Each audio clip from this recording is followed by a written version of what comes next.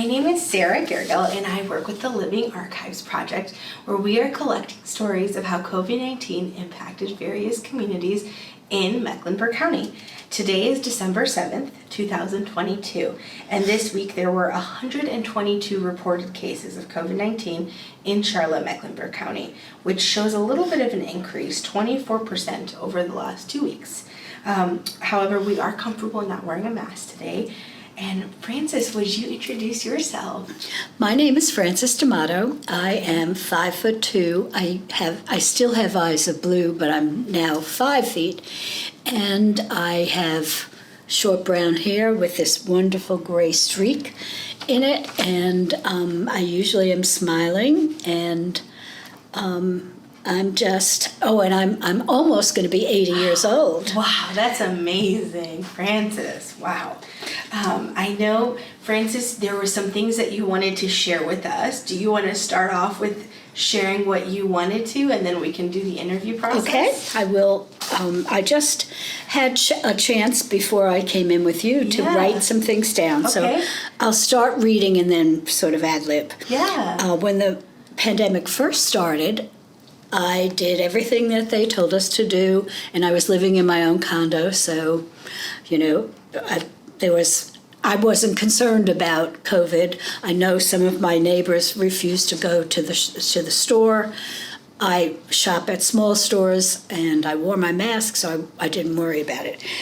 My family, 2 of my sisters lived, well, I say lived because one of them died during the pandemic. I'm so sorry, Not from COVID, from heart problems. And the other one lives in Hickory.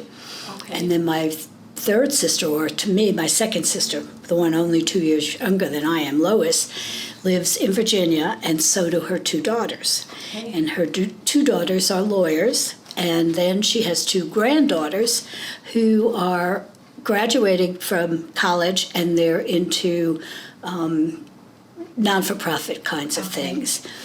All of them have been spared until November. Wow. And we all got our 4th booster and, did all of those kinds of things. My sister Bernadette, who is the one that lives in Hickory, and Lois both went to Lois's son's wedding. Okay. And his mother is Hawaiian, and her Hawaiian family came, and so it was partially an American wedding and partially a Hawaiian wedding. Wow. But the groom had COVID and didn't know it. And so my 2 sisters came home with it, shared it with their husbands, and my sister Lois, and I'm almost 80, Lois is 78, so her husband had a bad case of it, and so did she in Virginia, and I had a bad case of it here in Charlotte. And Bernadette slid through without much problem, but her husband had a hard time with it. Okay. And my nieces and nephews haven't gotten it yet, so hopefully they won't get it. Yeah. And we're all mindful of washing our hands and keeping masks on our faces and doing as best we can to stay away from anybody that looks sick. Yeah. Wow. Okay, and so the other things I wanted to say is I'm just happy to be here. I moved from the Barclay because I moved out of my condo, so I've done a lot of moving out of my condo, and I stayed at the Barclay Assisted Living for 1.5 years, and that was perfect, and it was fine, but it was very large. Okay. And they had a swimming pool that I love swimming in, and then they decided that assisted living people couldn't freely go to the swimming pool. Wow. So I started looking around, and I found Waldenwood, and they don't have any swimming pool, but I now go to the JCC to swim. And but unfortunately, Waldenwood was ripe with COVID. So, I think I picked it up from there. Yes. And I just am really mindful of how important vaccinations are. I also got a flu vaccine when I got my fourth COVID shot, and I'm just hoping for the best. Yeah. Well, I'm hoping for the best with you, Frances. Before we started the interview, we did this little activity together called a hand map. Is there anything from your hand map that you would like to share with us?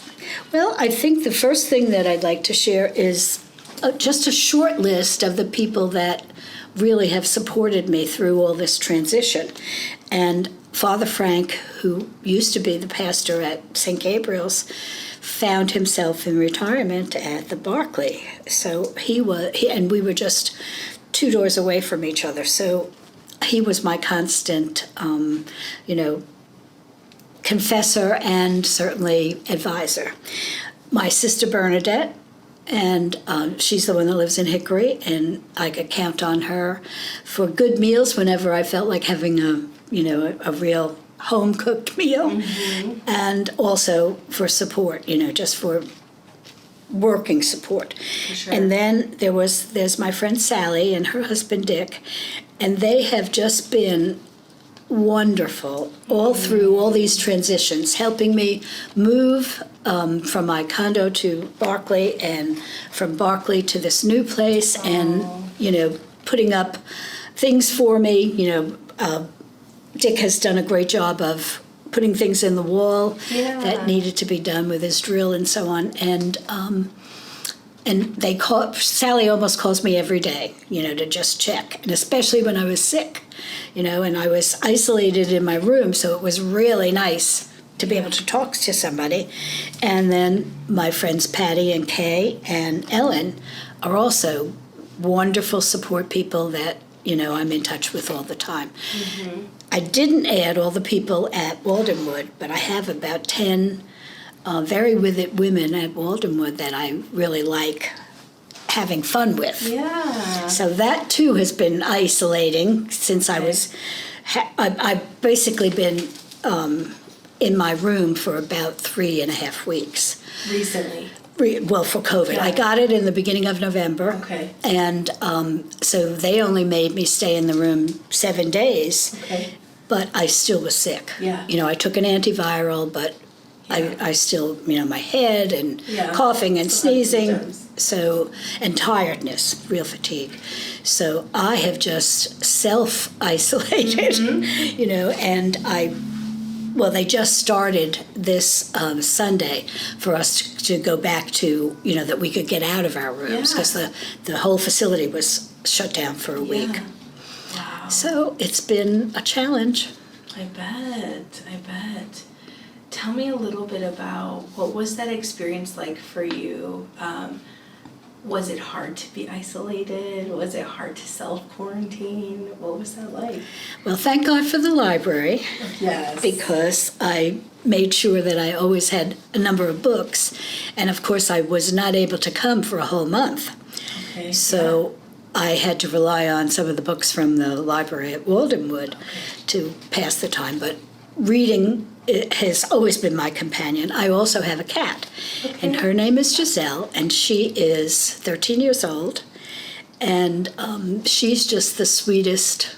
She's still only 7 pounds. She looks like a kitten rather than a 13-year-old cat. Aww. But she is my constant companion. And so, when you're living with another living being, you're not alone. Yeah. So that's good. And my friends have all talked on the phone.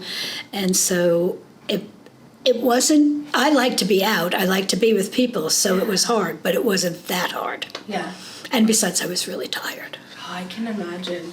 When I actually had COVID as well a few years ago, and that was one of my main things. I could not keep my eyes open. Just exhausted. I'm like, man, I just feel like I would be in the middle of a conversation on the phone and I would just fall asleep. And I'll be like, that's never happened to me. I am so glad to hear that. Not that you had that experience, but I thought, what is wrong with me? How can I be so tired over such a long time? I know. And it was constant. I'm like, can I catch a break? At least for me, it was like 2 weeks of extreme exhaustion. And I was like, never in my life have I ever experienced anything like that, and I hope never to do it again. Well, I've got a book from the library Okay. on how to die. And it was from a doctor's point of view, Okay. and one of the things was viruses. Wow. And how viruses, they are not like bacteria where they're where they can be whole set on their self. They have to catch one of our cells and overtake it. Okay. And that's how they multiply. Wow. So they actually are damaging our own cells. And then we have to get rid of those cells, by good food and Yeah. exercise and so on and so forth. So it wasn't surprising to me that it did affect so much of our fatigue, our Yeah. well-being. Yeah, for sure. So you've transitioned a lot, it sounds like, over the last few years with moving from your condo to assisted living to another Assisted living. So tell me a little bit about those transitions. How was that moving from a condo by yourself with your cat to, I assume, and then now living in an assisted living facility? Well, I think that anybody that's living in any of these assisted living places will tell you the beginning stages are hard because obviously I had a condo I couldn't bring my condo to the Barclay, but the room or the apartment that I had in the Barclay was huge. Okay. So I was able to bring my bedroom furniture, my living room furniture, my table for the dining room, and I was very comfortable there. Yeah. Now, when I moved here, this is a very small space, so I had to get rid of another half of the stuff that I brought to the Barclay. Yeah. Each time you do that, you're doing it on purpose. You know that, we can't take it with us, but it's a loss. And you feel that loss, Yeah. Sometimes I had 3 walnut bookcases, and I only brought one. And so there's times when I look and, those pictures aren't there. Yeah. The things that were on those shelves are no longer here. Yeah. And it becomes hard. And especially during Christmas time, because at the Barclay I had these beautiful big windows and I was on the 7th floor. So I could have the whole window was filled with light. Yeah. One of those, kind of Yeah. sheets of light. Yeah. And, now I have little windows, pretty much like yours, but not as high and low. And so I can't, I can fold it over, but it's not the same. And so those are, I think all people miss their home and the independence that being home affords you. But we're all happy to not have to shop, and not have to cook, and not have to clean, all those things that now have become a hard task. Yeah. Yeah. So there's, everything in life is balanced. Well, thank you so much for sharing, Frances. Do you feel like, from your experience over the last 2-3 years, and with restrictions, and then restrictions being lifted, and then just kind of the progression of how COVID impacted our city, do you feel like there's been any long-lasting impacts that you've seen? Well, I can't really say because, as I told you, I was mostly at the Barclay, Yeah. and we never had a lockdown while I was there. Oh, wow, never. So, Yeah. we were all careful, and they Yeah. tested us. Yeah. They would test us every week. Okay. But because of the testing, because of our, paying attention, because of the nurses checking us, nobody got COVID until now. Now everybody seems to have it. Wow. There as well as, Interesting. at Waltonwood. So I don't know. Wild. I think this, whatever this variant Yeah. is really strong, and they haven't quite gotten, the key to it for the Yeah. vaccines. Yeah, that's an interesting perspective for sure. Is there any stories or experiences that you would like to share with us from the last 2-3 years? You mean as it looks at or has something to do with COVID? Yes and no. Like if it has to do with COVID or just about you and that you want to share with us. Well, I think that the COVID story is most present in my mind, and that is because I didn't take it really seriously. I mean, I took it seriously as washing my hands and watching where I went and so on, but I didn't think I'd get it. I thought I was above getting it. And then when you get it at the last month of the year, you think, oh my God. And I just had my booster shot, and so on. I did all that I could do and I still got it. And so that makes you feel uneasy, just like it makes me feel uneasy when I hear about the Buffalo shooting in the grocery store, the kids in all of the schools, people in these bars or whatever. I mean, it's just, and now the latest here in North Carolina, the shooting up of our electrical grid. I mean, what are people thinking? I don't know. And I'm saying, I'm glad I'm almost 80, and my mother and sisters lived to be 94, so I've got another 14 years to go. And I'm thinking, I'm glad it's only 14 and not, not like my little babies, my nieces and nephews that, got their whole life ahead of them. Yeah, it's really just... And what we're doing to the environment, I mean, it's just, I don't understand why we don't care about our environment. I don't either. That's really sad to see. Is there any advice that you would give to the younger generation? Well, to the younger generation, and I know many of them have heeded this and are doing it, is the recycling. It's not using the plastic water bottles and, all of that kind of thing. Get yourself a zero water purifier and don't waste anything. I grew up, I was born in 43, so it was during the wartime, and lots of things were monitored and rationed and so on. And so you got to have this feeling about everything is precious, everything that you are eating and drinking and so on.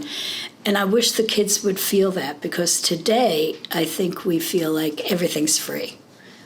Everything's open, we can have whatever we want, and so on and so forth. And while that's a nice sentiment, I would like people to think, well, we're responsible for this land that we have, for this city, for whatever we do. Yeah. Well, thank you so much, Frances. Thank you for sharing your story and for connecting with us today. You're so welcome, and I thank you for asking me. Yeah.